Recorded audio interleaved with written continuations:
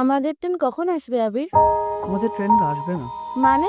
আদিতি, আমাদের এখন পালিয়ে যাওয়াটা ঠিক হবে না। তুমি কি মজা করছো আমার সাথে?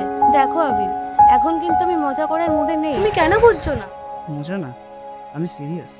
এখন আমরা পালিয়ে গেলে তোমার আমার জীবনটা কেমন একটা এলোমেলো হয়ে যাবে। তুমি কি সিরিয়াস যেটা বলছো? হুম, আমরা খুব তাড়াহুড়ো করে ফেলছি। আমার মনে হয় আমার আরেকটু সময়ের প্রয়োজন। কেন করলে এরকম?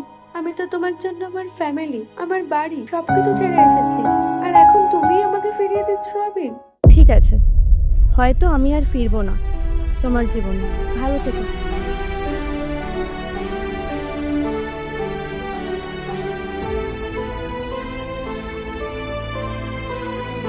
হবে, হবে দেখা।